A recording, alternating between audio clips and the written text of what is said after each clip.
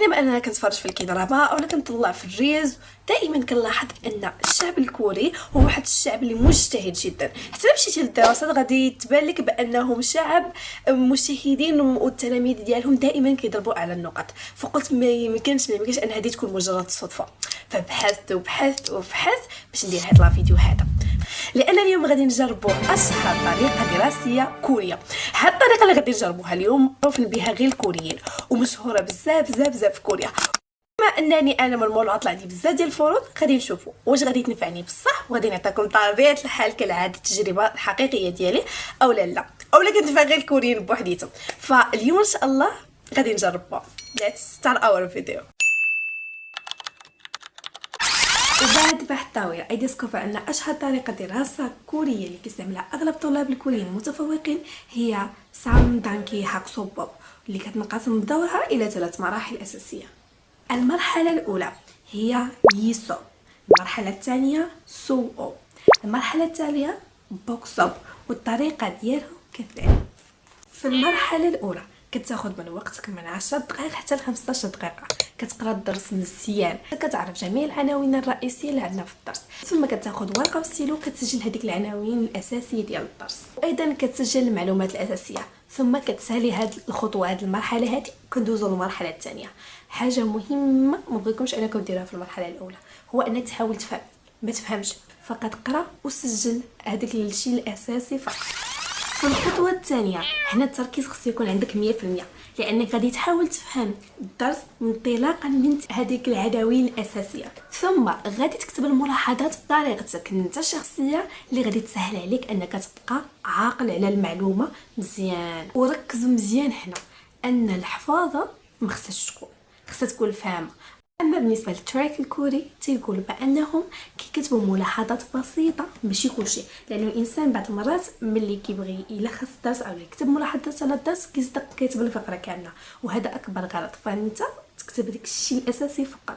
لذلك مهم جدا انك تكون كتعرف كيفاش تلخص الدروس وكيفاش انك تكتب الملاحظات. وهنا كنجيو المرحله الثالثه الاخيره، وهذه المرحله هي اللي كتفرق الكوريين على باقي الطلاب واللي كتخليهم مجتهدين جدا. ركزوا معايا فيها مزيان لان هنا كاين السر الحقيقي الكوري وما كنضحكش معاه. قلنا الخطوه الثالثه هي خطوه بوكسو، اللي شنو كدير فيها؟ كتشد الدفتر ديالك وكتبدا تعاود الدرس راسك بصوت عالي، يعني بحال كتحاول انك تشرحه لراسك، وهنا كتعرف راسك واش فهمتي مزيان او لا. ثم كتخدم فيه التمارين، خصوصا الا كان واحد لا كان درس علمي، الا كان ماده علميه فكتبدا تخدم فيها التمارين، ثم كتراجع الاخطاء ديالك اللي ارتكبتيهم في هذه التمارين، ثم كتعرف واش فهمتي او لا ما فهمتيش. وهنا كاين السر الحقيقي الكوري، ان الكوريين كيركزوا على هذه المرحله كثيرا، مرحله المراجعه. علاش؟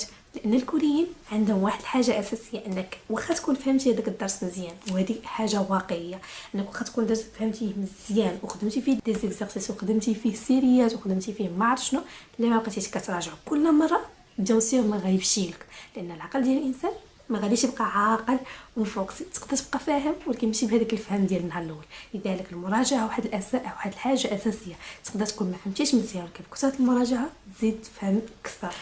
اما دابا فمرحله التطبيق، لان دابا غادي نجرب هاد التكنيك شخصيا وغادي نشوف واش بصح كتنفع او لا، ثم غادي نعطيكم الراي الشخصي ديالي. فليتس ستارت.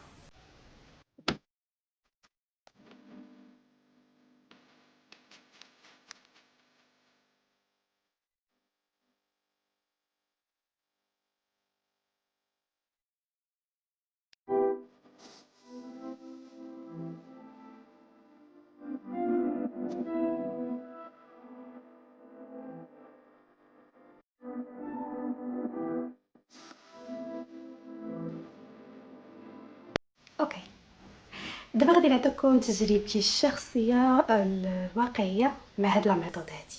حرفيا نقدر نقول لكم انا I feel like انا اكتشفت واحد السر كوري. احنا حاليا صافي الكوريين ما عندهم ما يديروا قدامنا، لان اكتشفنا السر ديال الدراسه ديالنا.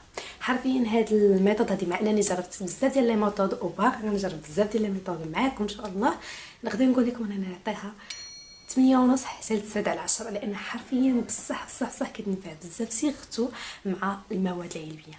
اكشن اللي خدمت بها الفيزيك حاليا فريمون عاونتني بزاف، سيرتو كيفاش التنظيم والاورغنايز ديال المراحل اتس بيرفكت. هاد الميثود هادي ما نقدرش نعطيها تكنيك باردون ماشي ميثود، المهم هاد التكنيك هادي صراحه مزيانه.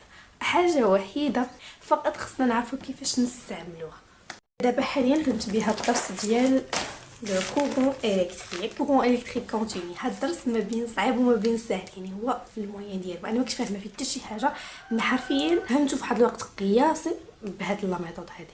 انك اول حاجه كما قلت لكم بلا ما نعاود نشرح لكم الطريقه فريمون عاونتني. اول حاجه بديت بها في لو كاي ديكسيرسيس انني كتبت العناوين الرئيسيه، ما عرفتش كيبان لكم ولا لا لان كنضرب فيه الضوء. ابخي كما حاولت فهمت الدرس كامل وحاولت نقرا وحاولت نستوعبه.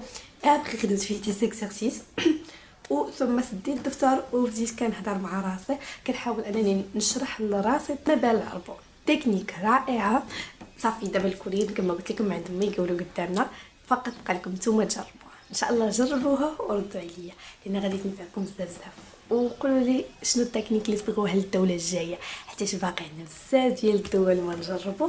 فانتم بغيتكم تخليو لي في التعليقات شنو الدوله اللي بغيت تلاحظوا ان الطلبه ديالها متفوقين حتى هي نمشيو نبشوا لها في السر ديالها ونجبدوا لهم السر شنو السر ديال هذيك الطلاب. لان اي دوله فيها طلبه متفوقين وانما عندهم واحد السر هذوك الطلبه كيخدموا به، وحنا غادي نبقاو نجبدوا في الاسرار ونجبدوا في لي بيطات حتى نوليو احسن منهم ان شاء الله متفوقين عليهم. علاش لا؟ المهم حتى حنا عندنا دي ميثود ديالنا. شنو رايك ندير لكم شي فيديو لا جبت لكم الميثود المغربيه للدراسه يوما ما بعيداش، لانه حرفيا الطلبه المغربيين والتلاميذ المغاربه متفوقين في مشاو like the stars in the sky، في مشاو كيلمعوا سبحان الله. شوف تتلقاي طالب في اليابان كيلمع، طالب في كوريا لامع هو المجتهد. فحتى حنا عندنا دي ميثود واعره. بغيتو الفيديوهات غير على الدوله ان شاء الله ونقلب لكم عليها وندير لكم بحث for you guys. I will do anything I don't care I swear. اوكي فنشوفكم فيديو اخر. نبغيكم بزاف تهلاو لي في راسكم. see you later I love you.